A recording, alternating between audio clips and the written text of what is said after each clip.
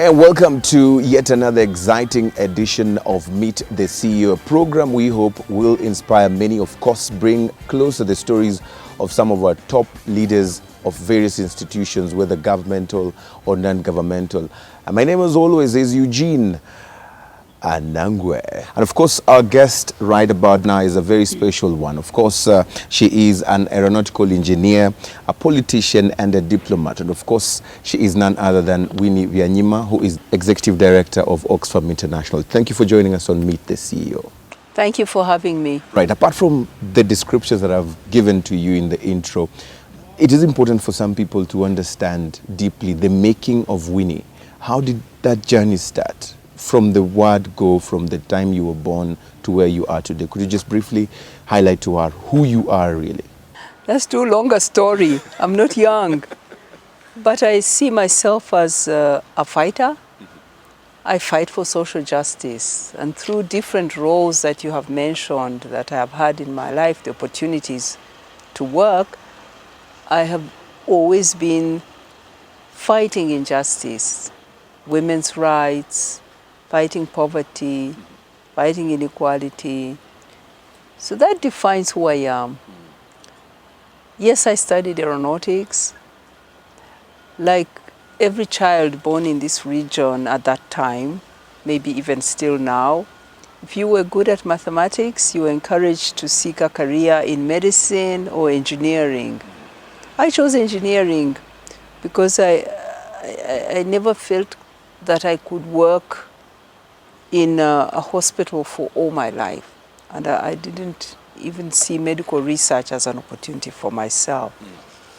So I did aeronautics because at that time, Idi Amin was in power in Uganda, wreaking havoc, killing people, a reign of terror, and I fled. When I went to England, I chose aeronautics. I was a refugee. I chose aeronautics because I saw it as the best opportunity to get a scholarship, to go into a brand of engineering, a type of engineering that no other African girl had gone into. I thought, who's going to refuse me a scholarship to break a barrier? And I was proven right. I got a scholarship, a refugee scholarship, and I went to Manchester University to study that. But almost by the time I finished university, I knew that this is not where I want to be. All this time? Even though I was studying aeronautics, by the time I was in my third year, I knew what I was passionate about. I would spend more hours in the African anthropological section of the library than sitting in fluid mechanics, because I was more interested in understanding African problems and understanding why do people live in poverty, why are people trapped in conflict, what can be done to change the lives of our people. So I spent more and more time trying to understand social dynamics, power dynamics, and by the time I came out of the university, I was already a political activist, and my path led me to where I am today. Right. And what does this say about the journeys that we start and end up discovering that this is not what I really wanted? You're not alone in this, because there are many people I've even talked to. They said, I studied medicine, but in the end when I left, I found that I can be a good journalist, and I started a new path. What does this say about career choices, career guidance, and making these kind of decisions on our career paths? Well, first of all, I think you have to understand that it starts with a lot of confidence that you have to build when you are young, to know that everything is possible, to be ready to take risks and to branch out in areas where you are perhaps not skilled, not trained in. Takes a lot of confidence, and that is given very much at the family level by your parents and your teachers. So I was lucky in that sense. And I would say to parents that the biggest thing that you'll give your children is to affirm them, make them confident, keep telling them that the sky is the limit, and offer them every opportunity to be challenged. Right. That's important. I think I had a lot of that. So when I said I'm not going to do engineering, I'm going to do other things, I was just ready to take on the world, and I didn't think even 2 or 3 times about the consequences. But I must tell you that I never saw myself as looking for a career. I may be the head of a global organization, Oxfam. It's a $1.5 billion organization with almost 10,000 staff around the world, working in 95 countries. It's a huge responsibility. But I never set out to become that. I set out to make a difference in the world, and I set out to even die for a cause. So one's journey must be a journey of conviction, of wanting to do something beyond yourself, something that is a mark on this world, and that then can lead you in many directions. So how was being a child then? Winnie Byanyima, the child, I mean, in terms of growing up, you said at some point you had to flee the current situation, the situation that was there then in Uganda. How was living a young person like for you? I mean, what are those moments you remember and you feel like those were really, really, really tough moments? Well, first of all, I was a very lucky child because I was born to parents who were teachers, and then my father then moved on to do something else, but they were fairly middle class. Most of the girls that I went to school with were peasants. So whereas in my home we had no electricity and no running water, but because my parents were fairly educated, they would employ somebody who fetched the water, and we fetched a little, so we didn't have to walk all the time for water. We could fetch it at the weekend, but during the week there was someone to fetch it. We had no electricity, but we could have good hurricane lamps. We even had a pressure lamp which gave brighter light. We had a reading table. We could sit at table, dining room table, and do our homework. So I had a head start compared to my classmates who were really peasant girls, who had dim light, who had no table, no parents to help them with homework. I had an advantage. I had a head start. Right. I never forget that. But later on, in the times of Idi Amin came to power the very week that I became 12 years of age, and I was going to senior 1. And I'll never forget, but the next few years, as I was a teenager, were frightening. We lived in fear because my father had joined politics. He had become an opposition member of parliament. When Amin took power, he waged a war against all politicians. Whether you were from the side of the government he overthrew or opposition like my father, all politicians were dangerous. So we lived, I remember thinking every night that my father's going to be killed and we're going to be without a dad. And my father was also provocative.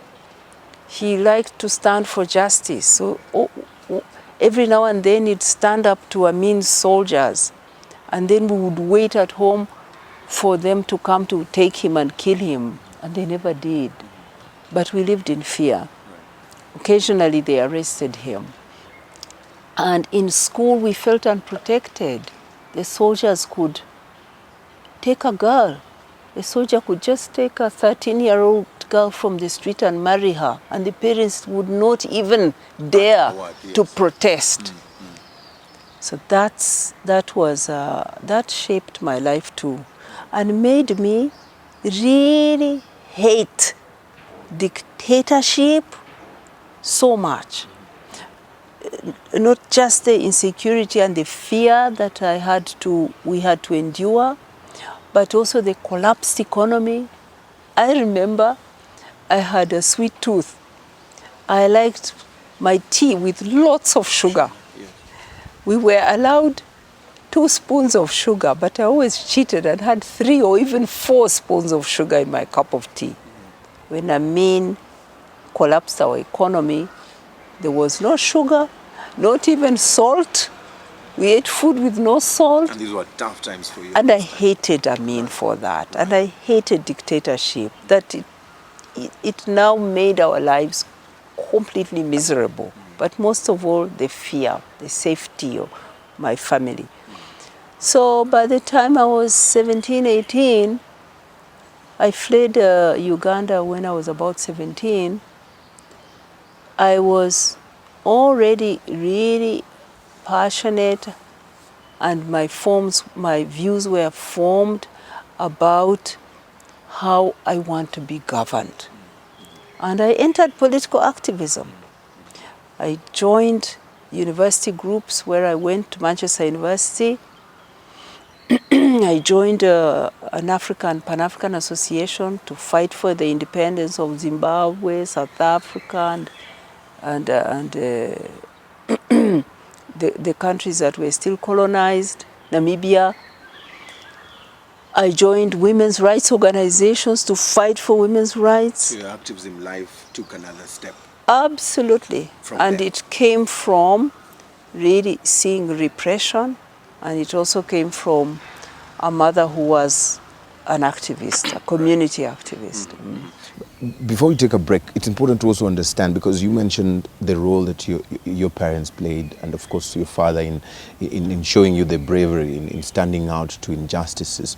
Now let's talk about you and family. I mean, how do you manage to deal with the current situations that are there? Because most of us also know you are the wife of Dr. Kizza Besigye, who has been through a lot of tough times when it comes to his political career and life. I mean, how is it like being the wife of Dr. Besigye, for example? You ask a good question, because here I am, I'm now sitting in Kigali, attending World Economic Forum. He was arrested 2 days ago. He's being held in remote Moroto in Karamoja, near Turkana, South Sudan. They flew him there and they put him there. And I'm worried about him, but I'm still able to continue doing my work, because at least I know he's safe, because the team has gone and seen him, eaten with him, and I know he's safe. If he wasn't safe, I would have stopped and gone to look for him. But we are able to cope. He copes, I cope, because we are activists, because we believe in causes. And the cause that we have committed ourselves to for so many years is a cause we are ready to die for. That gives you a different perspective on the challenges. When there's a threat to life, I will drop everything. But when it is this inconvenience, this harassment, this humiliation, we know that it is intended to break you down. So you don't break down. You carry on. You move on with other activities. That's what I mean, I'm a fighter. Right. And I learned this from childhood. My father was an opposition politician. He was opposing a government that was slowly became a dictatorship. He challenged.